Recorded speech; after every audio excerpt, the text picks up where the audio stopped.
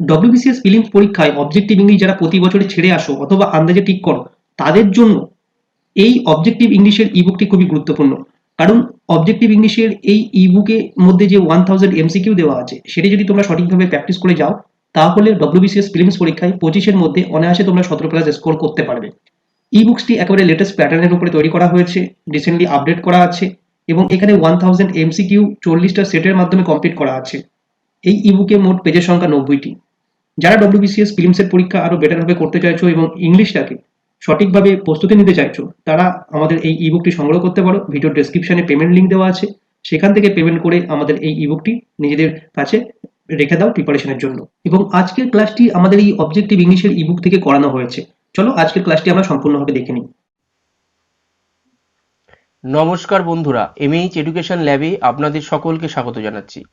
আগত WBCS executive পরীক্ষার কথা মাথায় রেখে এমএইচ এডুকেশন ল্যাব ইংলিশের যে মক টেস্টের একটি সিরিজ শুরু করেছে, সেই মক টেস্ট সিরিজেরই আজকে আমি 11তম ক্লাসটি আপনাদের দেব।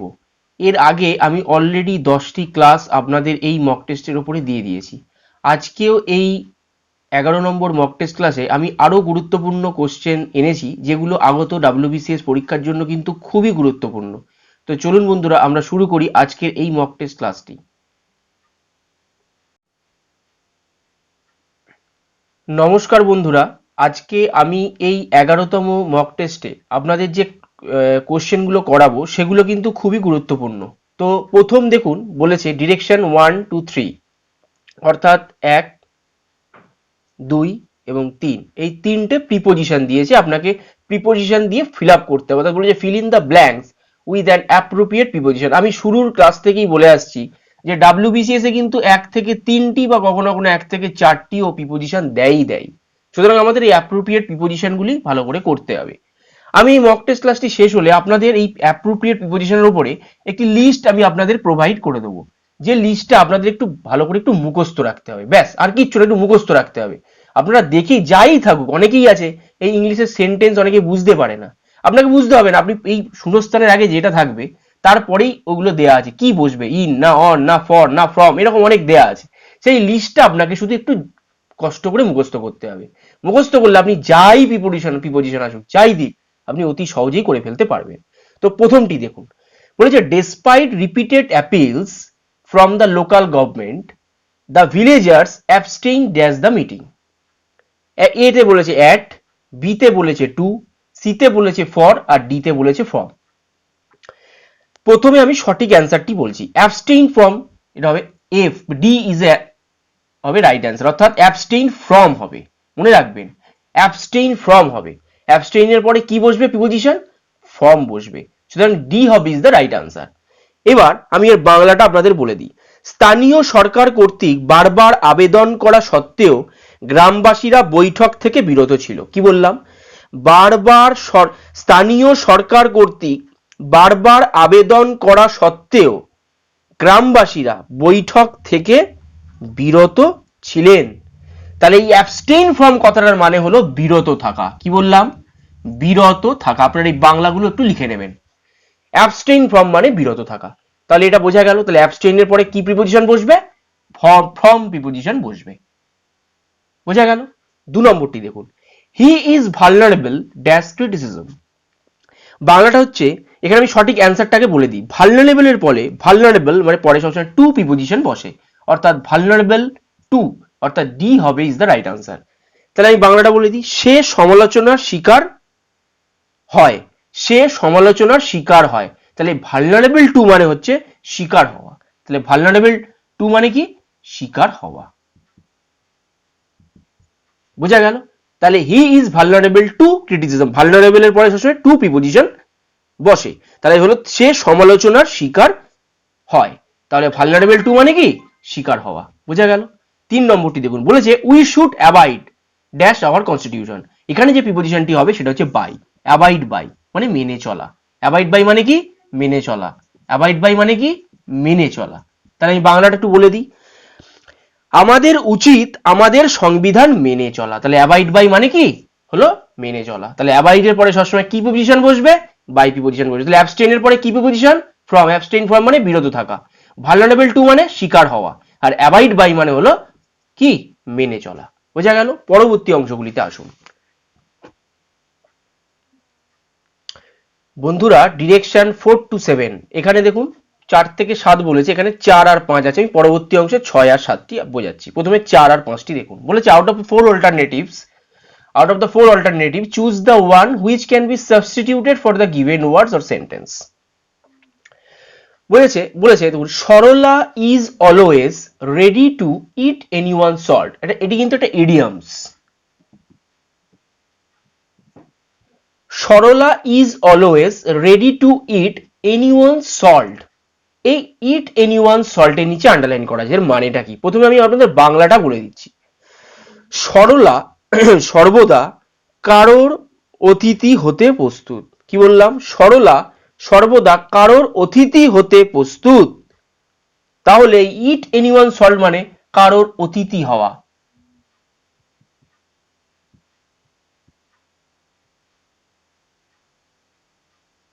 কারোর অতিথি হওয়া। তাহলে এখানে কোন অপশনটি যাবে? বলেছে to be one's guest, to cook tasty dishes and infectious diseases, to deceive someone।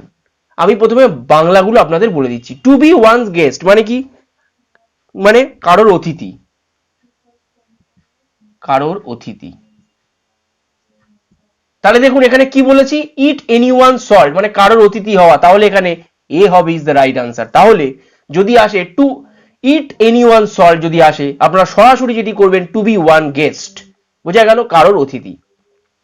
Beta দেখুন বলেছে টু কুক টেস্টি ডিশেস মানে ভালো কিছু কি রান্না, কিছু টেস্টি ডিশেস একটা রান্না করা। এটিও হবে না।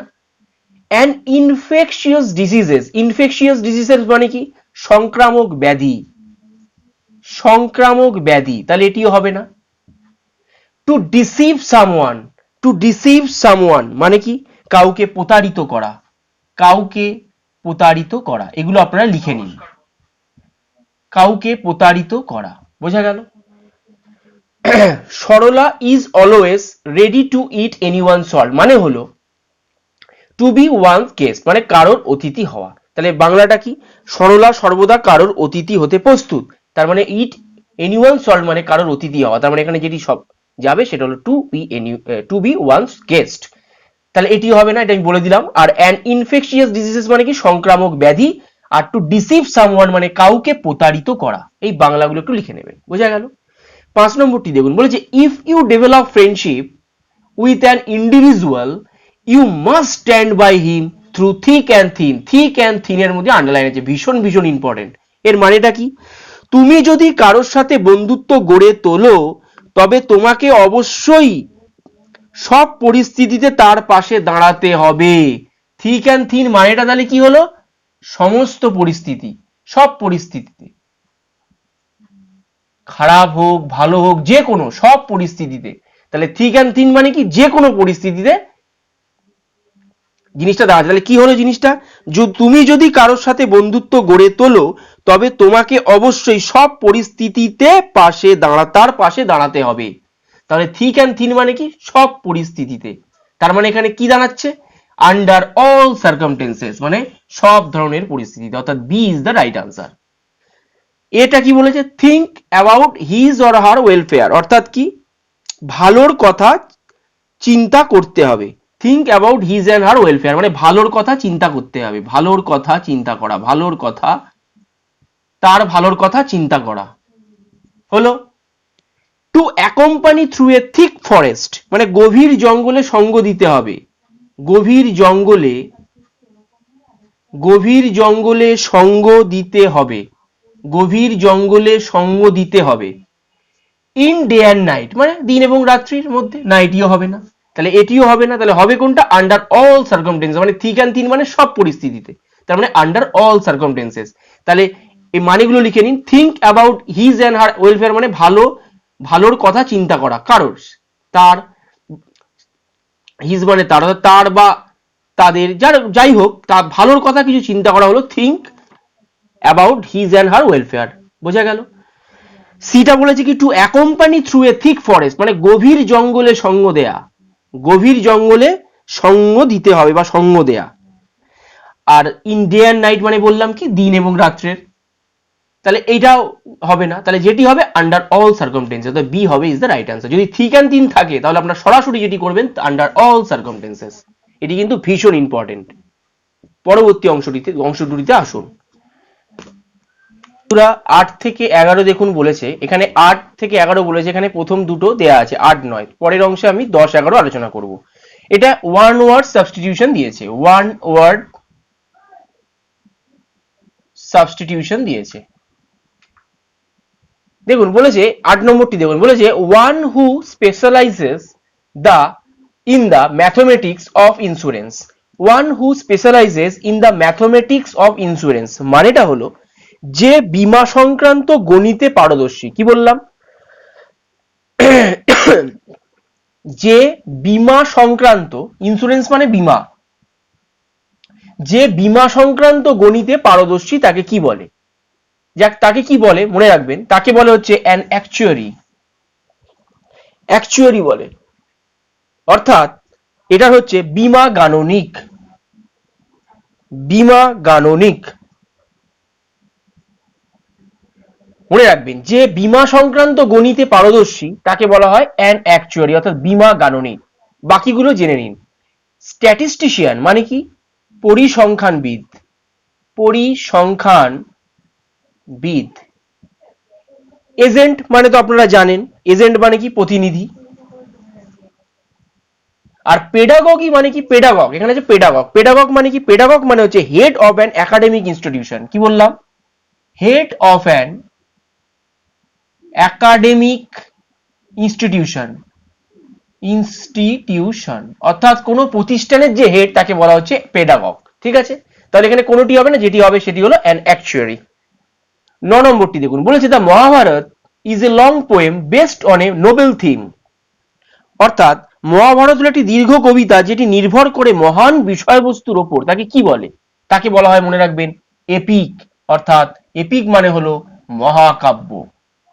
বাকিগুলো জেনে নিন। সামারি মানে কি? সামারি মানে হলো সারাংশ। ন্যারেশন মানে কি? ন্যারেশন মানে হলো বর্ণনা। স্টোরি মানে কি? স্টোরি মানে আপনারা সকলেই জানেন যে গল্প। তাহলে যেটি হবে সেটা হবে এপিক অর্থাৎ মহাকাব্য। বোঝা গেল? পরবর্তী অংশগুলিতে আসুন। বন্ধুরা 10 নম্বরটি দেখুন। এখানে আমি 11 নম্বর করতে পারতাম, কিন্তু 10 নম্বরে অনেক ব্যাপার লুকিয়ে আছে, সেই জন্য আমি 10 নম্বরটাকে আলাদা একটা রেখেছি। তো 11টা আমি পরের অংশে আলোচনা করছি। 10এরটা দেখে নিন, এটা কিন্তু ভীষণ ইম্পর্টেন্ট এবং পরীক্ষায় বিসিএস এ এই ধরনের কিন্তু প্রতিবারই কখনো কখনো কোনো বছর আসেনি, কিন্তু এক বছর অন্তর অন্তর এটি কিন্তু দেয় এই ধরনের জিনিসগুলো। বলেছে that which cannot be defeated, defeated মানে কি? That which cannot be defeated মানে কি? যাকে পরাজিত করা যায় না, যাকে পরাজিত করা যায় না, যাকে পরাজিত করা যায় না। এটা যদি আমরা বাংলা যদি আমি করতাম তাহলে কি বলি? অপরাজেয়। আমরা এটা পড়েছি এক কথায় প্রকাশ, অপরাজেয়। তার ইংলিশটা হবে ইনভিনসিবল। তাহলে রাইট অ্যান্সারটি কি হবে? ইনভিনসিবল। ইনভিনসিবল মানে কি? অপরাজেয়, যাকে পরাজয় করা, অপরাজেয় অর্থাৎ যাকে পরাজিত করা যায় না তাকে বলা হয় অপরাজেয়, অর্থাৎ invincible is the right answer. বাকি যে তিনটে আছে, তিনটে কিন্তু ভীষণ ইম্পর্টেন্ট, সেটিও জেনে নিন যে কি করে আমি বুঝবো এটা ইনডেলিবল হবে। লিখুন ইনডেলিবল মানে হলো দ্যাট হুইচ, এগুলো আপনারা লিখে নেবেন, that which cannot be rubbed off, rubbed off, RUBBED, rubbed off, OFF off মানে কি? যাকে, যেটাকে সহজে মোছা যায় না। কি বললাম? যেটাকে সহজে মোছা যায় না, that which cannot be rubbed off, যাকে সহজে মোছা যায় না তাকে কি বলে? যেটা থাকে দীর্ঘস্থায়ী। তাহলে ইনডেলিবল মানে হলো দীর্ঘস্থায়ী। বোঝা গেল? যেটাকে সহজে মোছা যায় না তার মানে সেটা দীর্ঘস্থায়ী, তাহলে হয়ে গেল কি? ইনডেলিবল। ইররিভোকেবল, এটি অনেক রকম ভাবে আসে। যদি আমি এই ইরটাকে আলাদা করি আর রিভোকেবলটাকে আলাদা করি, এটিও আসে ড্যাশ রিভোকেবল। পরীক্ষার সময় দেয় চুজ দ্য রাইট প্রিফিক্সটি লিখুন। এর প্রিফিক্সটি কি হবে? ইড থাকে, ইন থাকে, ইম থাকে এবং আর থাকে হচ্ছে ইস থাকে। তাহলে কোনটি হবে? ইররিভোকেবল হবে। এইটা একটা দেয়। আরেকটি দেয় ইররিভোকেবল, একটা এক কথায় প্রকাশ দেয়। ইররিভোকেবল মানে কি? ইররিভোকেবল মানে হচ্ছে অপরিবর্তনশীল। মনে রাখবেন, অপরিবর্তনশীল। তার মানে কি? That which cannot be changed, that which cannot be changed, অর্থাৎ যাকে পরিবর্তন করা যায় না, যাকে পরিবর্তন করা যায় না সেটা তাহলে অপরিবর্তনশীল। তাহলে কি হবে? ইররিভোকেবল। ইররিভোকেবল মানে কি? অপরিবর্তনশীল, অর্থাৎ যাকে পরিবর্তন করা যায় না। That which cannot be changed, এগুলো কিন্তু আপনারা লিখে নেবেন, পরীক্ষার সময় কিন্তু এগুলো দেবে। ইনকরিজিবল মানে কি? ইনকরিজিবল মানে হচ্ছে অসংশোধনীয়। অসংশোধনীয় মানে that which cannot be corrected, মানে কি? যেটা সংশোধন করা যায় না সেটাকে বলা কি? অসংশোধনীয়। যেটিকে সংশোধন করা যায় না, that which cannot be corrected, মানে যেটাকে সংশোধন করা যায় না সেটাকে কি বলে? অসংশোধনীয়। অসংশোধনীয় ইংলিশটি কি? ইনকরিজিবল। তাহলে এই চারটে ক্লিয়ার হলো। আরেকবার এটি আলোচনা করে, ভীষণ ইম্পর্টেন্ট এবং পরীক্ষায় কিন্তু এটি আসেই। প্রথমে বলেছে that which cannot be defeated. Defeated মানে কি? মানে দ্যাট হুইচ ক্যানট মানে হচ্ছে যাকে পরাজিত করা যায় না। তাহলে অপরাজেয়। তাহলে অপরাজেয় মানে কি? ইনভিনসিবল। ইনডেলিবল মানে কি? That which cannot be rubbed off, যেটা সহজে মোছা যায় না তাকে বলে দীর্ঘস্থায়ী বা ইনডেলিবল। ইররিভোকেবল মানে কি? That which cannot be change, যাকে পরিবর্তন করা যায় না, তাহলে অপরিবর্তনশীল, তাহলে ইররিভোকেবল। আর ইনকরিজিবল মানে হচ্ছে যেটা that which cannot be corrected, যেটাকে সংশোধন করা যায় না, তাহলে বলা হচ্ছে মানে অসংশোধনীয়, তাকে বলা হচ্ছে ইনকরিজিবল। বোঝা গেল? কিন্তু এখানে যেটা দিয়েছে আমাদের কোশ্চেনে সেটা হবে ইনভিনসিবল। দেখুন এটাকে আমি স্কোয়ার করে দিই, ডি হবে ইজ দ্য রাইট আনসার। বোঝা গেল? পরবর্তী অংশটিতে আসুন। বন্ধুরা 8 থেকে 11 বলেছিলাম, 8 থেকে 10 আমি করিয়ে দিয়েছি আগের অংশে। এবার 11 নম্বর শেষটি দেখুন। বলেছে code of diplomatic etiquette and precedence. Etiquette মানে কি? এটিকুয়েট মানে হচ্ছে শিষ্টাচার বা আদব কায়দা। এগুলো মানেগুলো কিন্তু লিখে নিন। শিষ্টাচার বা আদব কায়দা বা আদব কায়দা। আর প্রেসিডেন্স মানে কি? প্রেসিডেন্স মানে হচ্ছে প্রাধান্য দেয়া। তাহলে এর মানেটা কি হলো? কূটনৈতিক শিষ্টাচার ও প্রাধান্যের নিয়মাবলী, সেটিকে কি বলে? মনে রাখবেন, সেটিকে বলে হচ্ছে প্রোটোকল। প্রোটোকল মানে কি? চুক্তি বা সন্ধির খসড়া। প্রোটোকল মানে কি? চুক্তি বা সন্ধির খসড়া, সেটাকে বলা হচ্ছে প্রোটোকল। বোঝা গেল? তাহলে এখানে হবে D is the right answer. এবার স্টেটসম্যানশিপ মানে কি? রাষ্ট্রনায়কত্ব। রাষ্ট্রনায়কত্ব। ডিপ্লোমেসি মানে কি? ডিপ্লোমেসি মানে হচ্ছে কূটনীতি। কূটনীতি। হায়ারকি মানে কি? হায়ারকি মানে যাজকতন্ত্র। হায়ারকি বলি না আমরা, হায়ারকি, এই হায়ারকিটা মেনটেন করতে হবে, অর্থাৎ প্রথমে সিনিয়র অফিসার, তারপর এই জিনিসটাকে বলে হায়ারকি মেনটেন করা। বোঝা গেল? যেমন কোন মিলিটারি ইয়েতে প্রথমে যেমন লেফটেন্যান্ট কর্নেল থাকে, তারপরে কে থাকে? ব্রিগেডিয়ার থাকে, তারপরে মেজর থাকে। এই যে হায়ারকি, এই জিনিসটাকে বলা হচ্ছে হায়ারকি, অর্থাৎ যাজকতন্ত্র। বোঝা গেল? পরবর্তী অংশটিতে আসুন। বন্ধুরা 12 নম্বরটি দেখুন। বলেছে few teachers have been spared the problem of an obstreperous pupil in the class. কি বলেছে পড়ে নি। Choose the correct meaning of the underline word, অর্থাৎ আন্ডারলাইন ওয়ার্ড কোনটা আছে? অবস্ট্রেপেরাস। এর অ্যাকচুয়াল মানেটি আমাকে বলতে হয়, মানে সিনোনিমটি আমার জানতে চেয়েছে। তাহলে কি হবে? প্রথমে বাংলাটা আপনাদের বলে দিই। বলেছে কিছু শিক্ষক শ্রেণীর একটি অবাধ্য শিক্ষার্থীর থেকে রেহাই পেয়েছেন, এটা হচ্ছে বাংলাটা। তাহলে অবস্ট্রেপেরাস মানে হলো অবাধ্য। অবস্ট্রেপেরাস মানেটা কি? অবাধ্য। এবার এখানে চারটে অপশন দিয়েছে, কোনটা ঠিক? অকওয়ার্ড, প্রথমটা দিয়েছে অকওয়ার্ড। অকওয়ার্ড মানে কি? অপ্রস্তুত। লেজি মানে কি? লেজি মানে ধীর, এটা সবাই জানে। আনরুলি মানে কি? আনরুলি মানে হচ্ছে অবাধ্য। আর শালীন মানে কি? শালীন মানে হচ্ছে অন্ধকারাচ্ছন্ন। অন্ধকারাচ্ছন্ন, শালীন। এইবার এখানে কোনটি হবে? অবস্ট্রেপেরাস। অবস্ট্রেপেরাস মানে অবাধ্য, তাহলে অবস্ট্রেপেরাস এখানে কোনটা যাচ্ছে? আনরুলি, অর্থাৎ এখানে সি হবে ইজ দ্য রাইট আনসার। বোঝা গেল কি বললাম?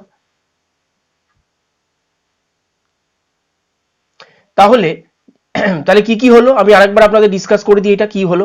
অকওয়ার্ড মানে অপ্রস্তুত, লেজি মানে ধীর, আন্ডুলি মানে অবাধ্য, আর সালিন মানে হলো অন্ধকারাচ্ছন্ন। তাহলে এখানে আমাকে কি দিয়েছে অবস্টেপেরাস।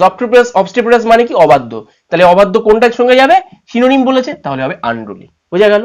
13 নম্বরটি দেখুন বলেছে Mark Antony's eulogy of Caesar is finally recorded by Shakespeare in his play.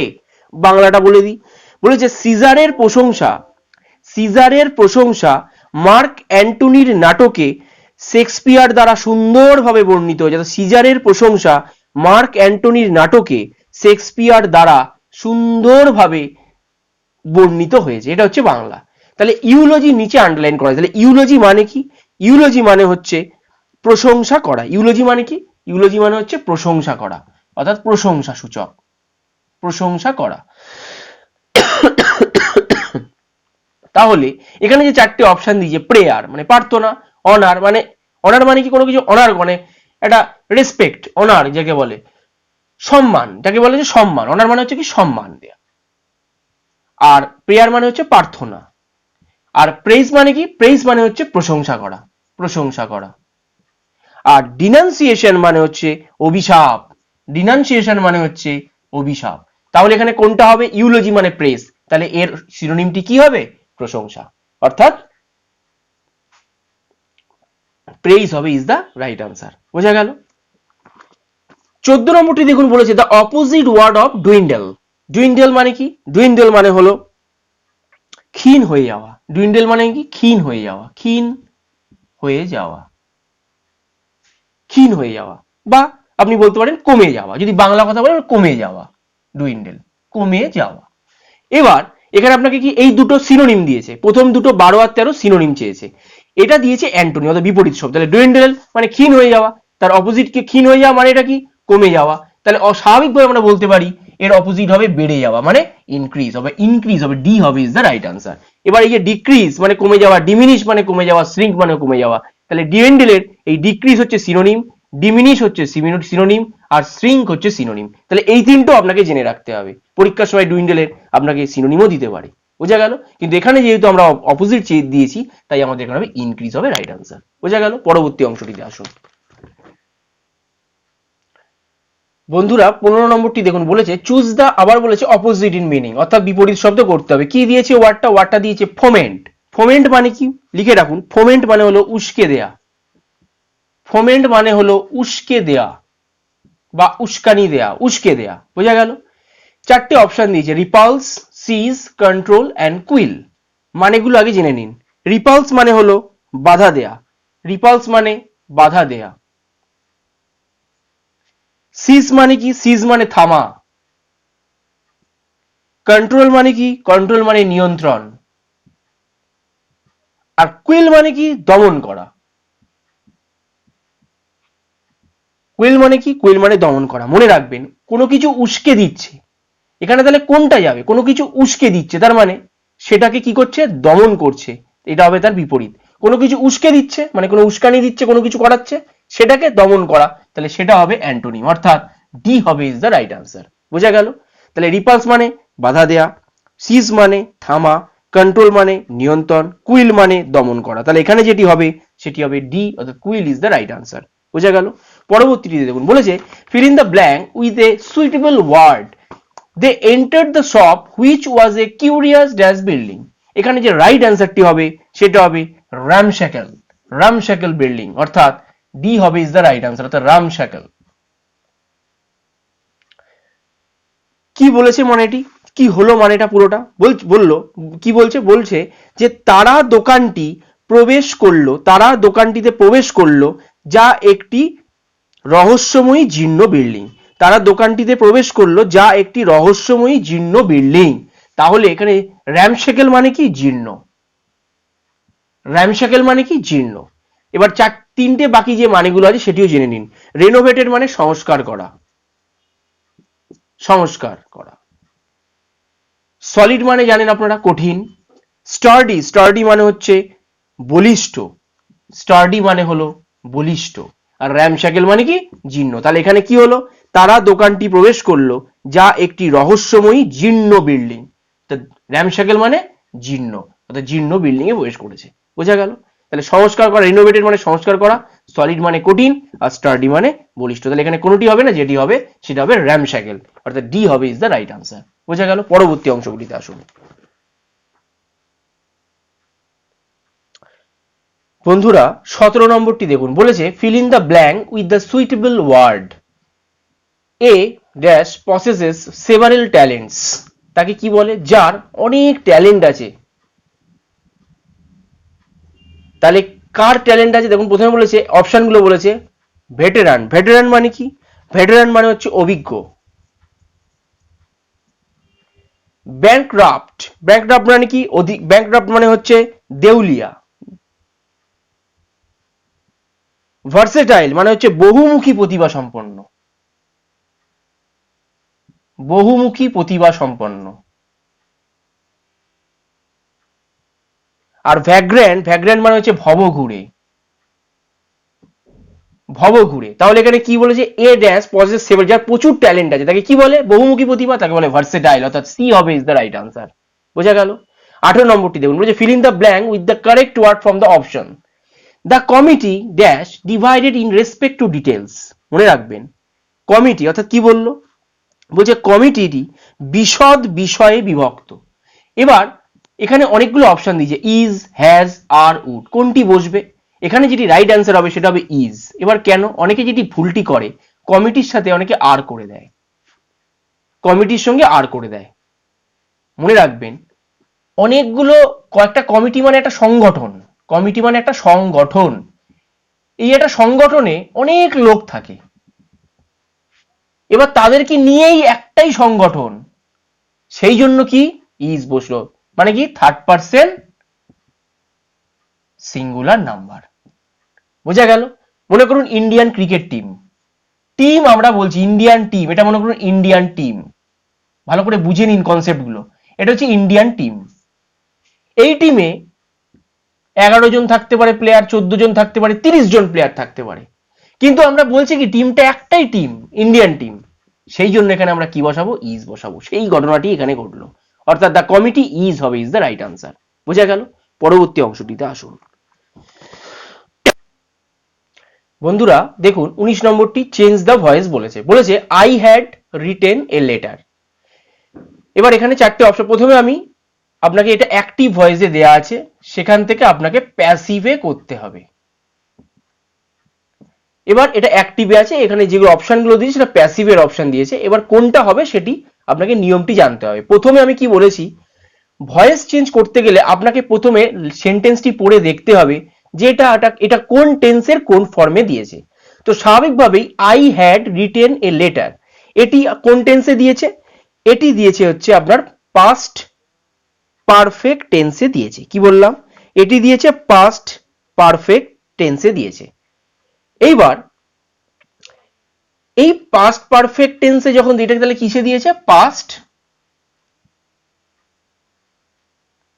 Perfect tense. তাহলে পাস্ট পারফেক্ট টেন্সের নিয়মটি কি? প্রথমে সাবজেক্ট থাকবে, প্লাস তারপরে কি থাকবে? তারপরে হ্যাড থাকবে, তারপরে কি থাকবে? তারপরে ভার্বের পাস্ট পার্টিসিপল ফর্মটি থাকবে, যেমন রাইট, রোট, রিটেন, পাস্ট পার্টিসিপলটা আছে। তারপরে থাকবে অবজেক্ট। এটা দেখে আমি বুঝবো যে এটা আমাকে পাস্ট পারফেক্ট টেন্সে দিয়েছে। এবার ঘটনা হচ্ছে যে এবার এখান থেকে যখন আমাকে এটাতে অ্যাক্টিভে, তাহলে যখন প্যাসিভে আমি যখন করব, তখন জিনিসটি কি হবে এবং নিয়মটি কি পরিবর্তন হয়ে যাবে? ভয়েসের ক্ষেত্রে এই অবজেক্টটি সাবজেক্ট হয়ে যাবে। তাহলে এখানে অবজেক্ট কি? এটা হচ্ছে সাবজেক্ট, তাহলে ঠিক আছে, এটা হ্যাড আছে, তারপরে আছে ভার্বের পাস্ট পার্টিসিপল ফর্ম, তারপরে আছে অবজেক্ট। তাহলে এখানে এ লেটারটা হচ্ছে অবজেক্ট, তাহলে এ লেটারটা আগেই চলে আসবে, লিখলাম। তাহলে অবজেক্ট সাবজেক্ট হলো। এরপরে কি বসবে? এরপরে বসবে হ্যাড, এরপরে হ্যাড বসে যাবে। তারপরে কি যুক্ত হবে? তারপরে বিন যুক্ত হবে, হ্যাড বিন। তারপরে কি যুক্ত হবে? তারপরে পাস্ট পার্টিসিপল ফর্ম, ওই যে রিটেন। তারপরে কি বাই ফ্রেজ যুক্ত হবে, বাই ফ্রেজ। তারপরে অবজেক্ট। অবজেক্ট মানে কি? সাবজেক্টটা অবজেক্ট হয়ে যাবে। তাহলে সাবজেক্টে কি ছিল? আই, তাহলে আইটা এখানে এসে কি হয়ে যাবে? পরিবর্তন হয়ে মি হয়ে যাবে। তো আইটি এখানে বসবে, কিন্তু যেহেতু অ্যাক্টিভে আই থাকলে সেটা প্যাসিভে কি হয়? মি হয়। তাহলে জিনিসটি কি হলো? A letter had been written by me, অর্থাৎ কোথায় আছে? এ লেটার ওয়াজ বিং, মানে এটা কন্টিনিউয়াসে হয়। এ লেটার ওয়াজ রিটেন, এটা সিম্পল পাস্ট হয়, অর্থাৎ পাস্ট ইনডিফিনিটে হয়। A letter had been written by me, অর্থাৎ সি হবে ইজ দ্য রাইট আনসার। আর পরেরটিও দেখে নিন কি দিয়েছে? এ লেটার হ্যাজ বিন, না এটা তো প্রেজেন্ট পারফেক্টে দিয়েছে, হবে না। তাহলে যেটা হবে সি হবে is the right answer. A letter had been written by me. বোঝা গেল? পরবর্তী অংশটিতে আসুন।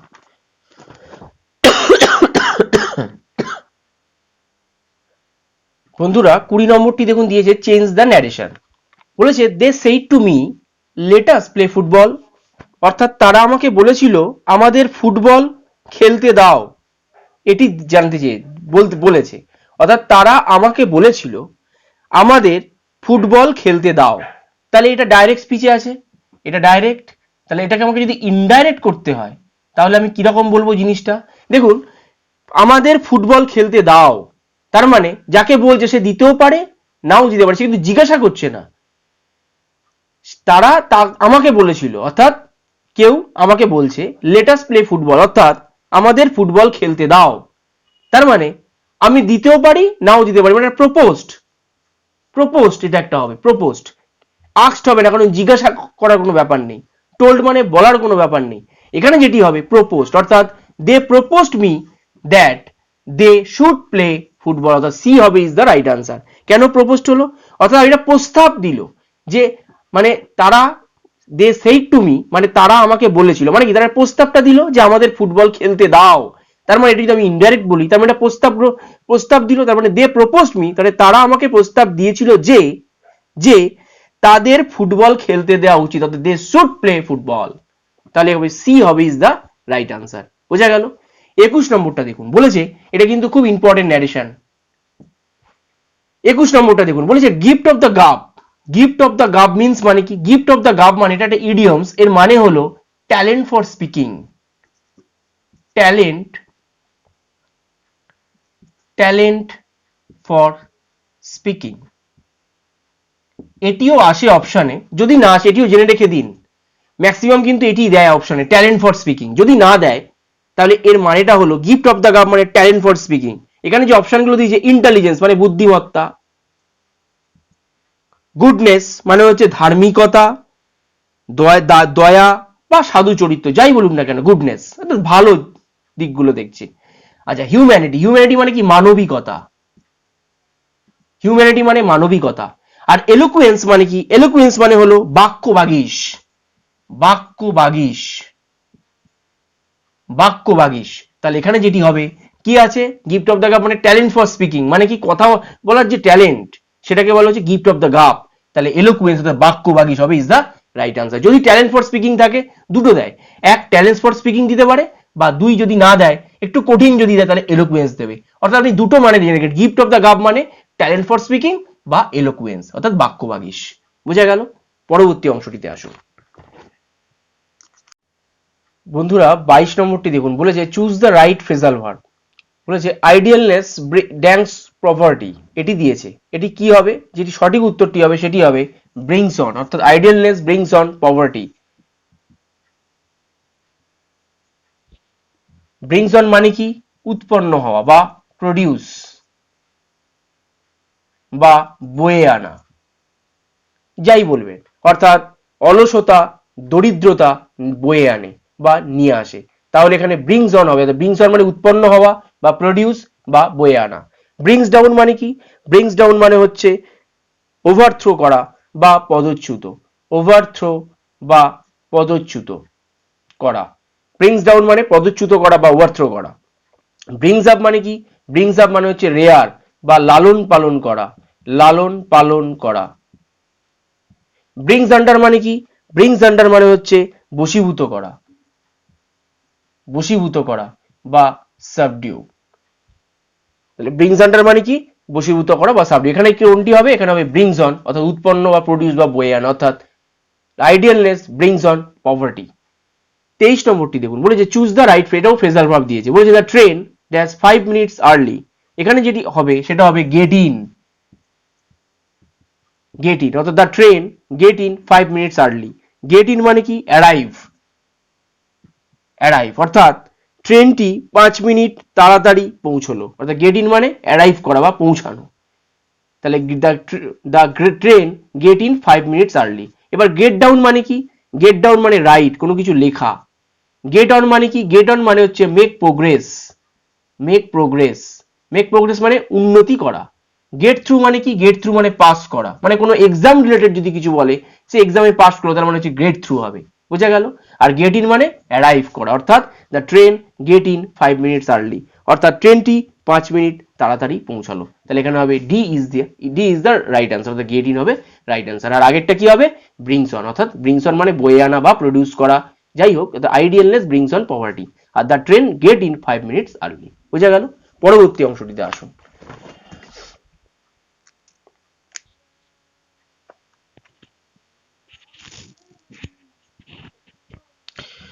বন্ধুরা 24 নম্বরটি দেখুন, বলেছে ফাইন্ড দ্য এরর, অর্থাৎ এখানে এরর কোনটি আছে আপনাকে বার করতে হবে। বলেছে it is high time that people shall go for protesting against corruption. এবার এর মানেটা আপনাদের প্রথমে আমি বলে দিই। বলছে জনগণের দুর্নীতির বিরুদ্ধে প্রতিবাদ করার এটাই উপযুক্ত সময়। কি বললাম? জনগণের, কি বললাম? জনগণের, এটা কমা হবে, জনগণ, জনগণকে উদ্দেশ্য করে বলতে, তাই জনগণের দুর্নীতির বিরুদ্ধে প্রতিবাদ করার, জনগণের দুর্নীতির বিরুদ্ধে প্রতিবাদ করার এটাই উপযুক্ত সময়। এটা হচ্ছে বাংলাটা, বা দুর্নীতির বিরুদ্ধে প্রতিবাদ করার জনগণের এটাই হচ্ছে উপযুক্ত সময়, যাই বলবেন না কেন ঘুরিয়ে ফিরিয়ে, এটা হচ্ছে বাংলাটা। তাহলে এখানে ভুলটি কোনটা? এখানে ভুলটি হচ্ছে বিতে আছে। তাহলে পরীক্ষার হলে আমার এখানে তিনটে এরকম গোল্লা থাকবে, এটা থাকবে এ, এটা থাকবে বি, এটা থাকবে সি, এটা থাকবে ডি। তাহলে আমি কোনটাতে করব? বিতে করে দেবো, যেটা ভুল আছে সেটা করে দেবো, বোঝা গেল। এবার ঘটনাটি হচ্ছে এখানে কোনটা ভুল আছে? এখানে শ্যালটা ভুল আছে, এখানে হবে শ্যালের জায়গায় শুড। তাহলে শ্যালের জায়গায় কি হবে? শুড হবে। একটা জিনিস লিখে নিন, it is time, it is time, it is the time, it is high time. এই কথাগুলো যদি থাকে, কি বললাম? It is time, it is the time, এটা যদি প্রথমেই দেখুন এখানে কি আছে?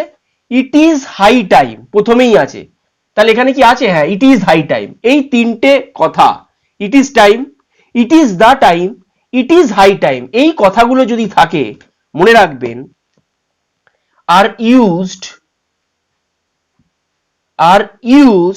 With past tense after them, অর্থাৎ এই কথাগুলো যদি থাকে এর পরে যে ভার্বটি থাকবে সেটা সবসময় পাস্ট ফর্মে বসবে, অর্থাৎ পাস্ট টেন্সে বসবে। তাহলে শ্যাল আছে, তাহলে কি হলো? এই যে পাস্ট টেন্সে বসলো, কি? শুড, বোঝা গেল। তাহলে এখানে ভুল কোনটা? শুধু এইটুকু অংশ ভুল, শ্যাল। তাহলে শ্যালের জায়গাটা কি হবে?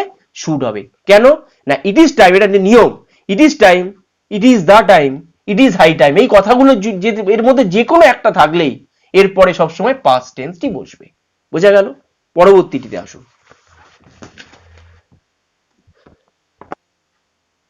বন্ধুরা এখানেও দেখুন 25 নম্বর দিয়েছে find the error.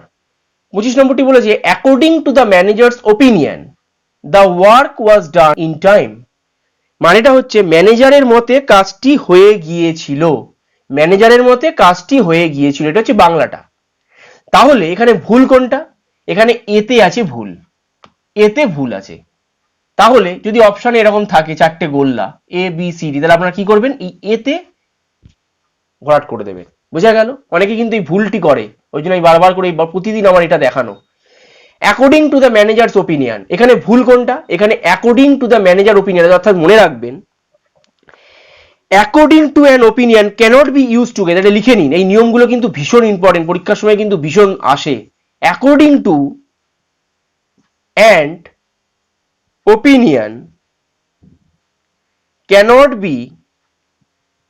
cannot be used together, cannot be used together। কি বললাম? অ্যাকর্ডিং টু আর ওপিনিয়ন এরা একসাথে। এখন অ্যাকর্ডিং টু মানে কি? মতে। আবার ওপিনিয়ন মানেও হচ্ছে মতে। তাহলে দুটো মতে কখনো একই সঙ্গে বসতে পারে না। তাই জন্য according to and opinion cannot be use together, এই নিয়মটা মনে রাখবেন। অর্থাৎ অ্যাকর্ডিং টু সাথে কোনোদিন ওপিনিয়ন যখনই একসাথে থাকবে একটা ওয়ার্ড মানে সেন্টেন্সে, তার মানে ধরে নেবেন সেইটা সব রং আছে। যে কোনো একটা হবে, নয় অ্যাকর্ডিং টু হবে, না হলে ওপিনিয়ন হবে। নয় অ্যাকর্ডিং টু হবে, নয় অ্যাকর্ডিং টু, আর না হলে ওপিনিয়ন, যে কোনো একটা হবে। এবার ঘটনা হচ্ছে একটা জিনিস এই অ্যাকর্ডিং টুর ব্যাপারে মনে রাখা দরকার, যে according to cannot be use, according to cannot be used with first person, first person। তো ফার্স্ট পারসন কোনগুলো? I, we. যদি আই উই থাকে তাহলে কিন্তু অ্যাকর্ডিং টু বসবে না। আমি কি বললাম? কতগুলো পয়েন্ট এখানে আপনাকে মনে রাখতে হবে। কি? অ্যাকর্ডিং টু আর ওপিনিয়ন একটা সেন্টেন্সে একসাথে বসবে না, কারণ দুটোরই মানে হচ্ছে মতে। তাহলে যে কোনো একটা বসবে, নয় অ্যাকর্ডিং টু, না হলে যে কোনো একটা। এইটা যদি বসে তাহলে ওপিনিয়ন বসবে না, যদি ওপিনিয়ন বসে তাহলে অ্যাকর্ডিং টু বসবে না। এবার হচ্ছে অ্যাকর্ডিং টুর একটা নিয়ম আছে, কিরকম? এই জিনিসটা তো জানবেনই, অ্যাকর্ডিং টু বসবে নাহলে ওপিনিয়ন, যে কোনো একটা বসবে। এটা একটা ঝামেলা মিটে গেল। 2 নম্বর ঝামেলা হচ্ছে এবার অ্যাকর্ডিং টু কখন বসবে, কখন বসবে না, এটা আপনাকে জানতে হয়। মনে রাখবেন, according to cannot be used with first person, অর্থাৎ আই উই। এক্সাম্পল দিয়ে দিই, যদি আই আর উই থাকে তাহলে অ্যাকর্ডিং টু বসবে না, সেক্ষেত্রে ওপিনিয়নই বসবে। বোঝা গেল কি বললাম? যদি আই আর উই থাকে কোন সেন্টেন্সে তাহলে অ্যাকর্ডিং টু ডেফিনেটলি বসবে না, কারণ নিয়মটা কি? According to cannot be used with first person. First person কোনটা? I we. তাহলে আমি আমরা হচ্ছে ফার্স্ট পারসন, তাহলে অ্যাকর্ডিং টু সেখানে বসবে না, সেখানে কি হবে? ওপিনিয়ন হবে। বোঝা গেল? বন্ধুরা, আজকে যদি এই ক্লাসটি ভালো লেগে থাকে অবশ্যই কমেন্ট বক্সে কমেন্ট করে জানাবেন। যদি কোনো অসুবিধা থাকে সেটিও কিন্তু জানাতে ভুলবেন না। আর এরকম আমি আরো ক্লাস আপনাদের সামনে নিয়ে আসবো। এরকম আরো আমি এরর আপনাদের বুঝিয়ে দেবো, যেগুলো আগত পরীক্ষার জন্য খুবই গুরুত্বপূর্ণ। তবে পরবর্তী ক্লাসটি যদি আপনাকে অ্যাটেন্ড করতে হয় তাহলে অবশ্যই চ্যানেলটিকে সাবস্ক্রাইব করতে কিন্তু ভুলবেন না। আর বন্ধু বান্ধবদের মধ্যে এই ক্লাসগুলো শেয়ার করে দেবেন, কারণ শিক্ষা যত উন্মুক্ত হবে ততই সকলের জন্যই ভালো। ধন্যবাদ।